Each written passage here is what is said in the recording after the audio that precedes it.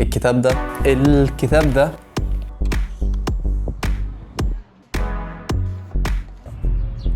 Show Your Work للكاتب أوستن كلير. Remembering that I'll be dead soon is the most important tool I've ever encountered to help me make the big choices in life. أي حاجة 10 لايكات وشهرة. أي حاجة. Amazing place to show your work. This is my workroom and this is the people I work with.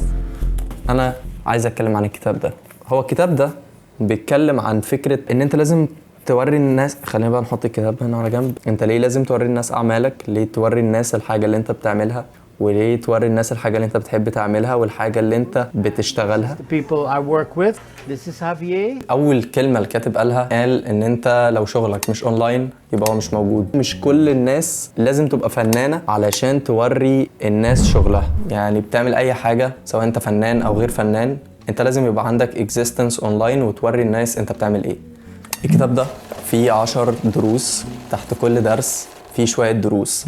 فاول حاجة بيقولك ان انت you don't have to be a genius، يعني انت مش لازم تبقى عبقري. تحت العنوان ده بيقولك ان انت لازم اول حاجة تشوف سينسس ليك. كلمة سينسس دي معناها connections او علاقات بناس ليها نفس الاهتمامات. لازم يبقى عندك الكونكشنز بتاعتك المهتمة بنفس الحاجة علشان تقدر تكمل. وهنا بيتكلم عن نقطة الكرياتيفيتي. الكرياتيفيتي عامة هي مش عملية مقفول عليها وانت بتقعد مع نفسك وبتبقى كرياتيف. عشان موضوع الكرياتيفيتي في الشغل مستحيل يجي من خرافة ان انت تبقى قاعد لوحدك وقافل على نفسك. الموضوع ده مش حقيقي. انت الكرياتيفيتي دي عشان تجيلك انت لازم تكون بتتعامل مع الناس. الكرياتيفيتي دي مش عملية منعزلة عن العالم، انت لازم يبقى عندك المعارف بتاعتك او الكونكشنز المهتمة بنفس الحاجة دي، يبقى الافكار بتبقى رايحة جاية كده في الموضوع ده.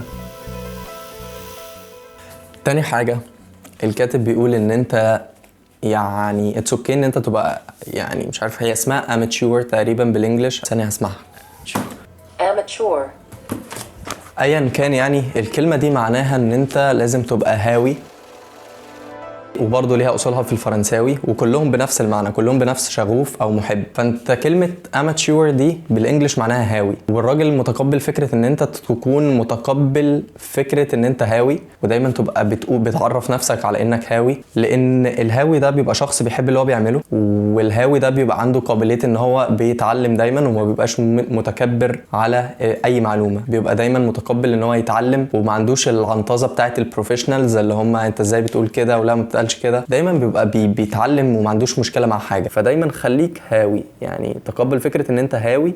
في الكتابة انت لسه مش بروفيشنال، انت هاوي. يعني لما حد يقولك انت شغلك مش عاجبني او انت شغلك لسه مش قوي، هتقول بكل بساطة انا لسه هاوي، انا بتعلم. دايما تقبل فكرة ان انت هاوي، ودايما حتى لو انت بروفيشنال خليك هاوي برضو. يعني في كود كده كان بيقول ان انت فيما معناه يعني ان انت مش هتكبر بما فيه الكفاية للحد اللي يخليك مش هاوي، انت طول عمرك هاوي.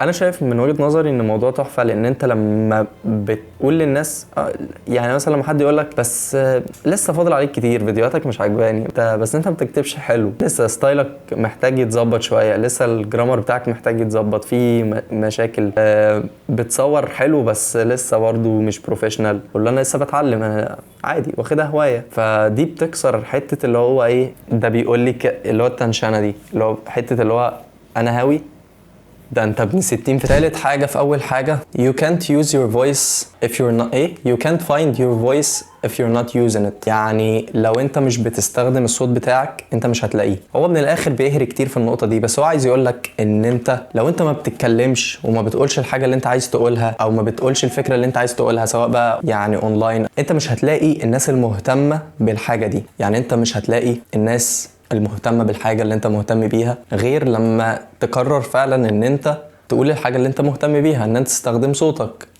الفكرة بسيطة، بس هو بيقولك ان انت يعني ما ينفعش تقول انا مش لاقي حد معايا ومش لاقي حد يساعدني ومش لاقي حد مهتم بنفس الحاجة او whatever، غير لما انت فعلا تطلع وتقول الحاجة اللي انت عايزها. حاجة بديهية جدا، انت مش هتلاقي حد مهتم بنفس الحاجة اللي انت مهتم بيها غير لما تقول ان انا مهتم بالحاجة دي قدام الناس. read obituaries.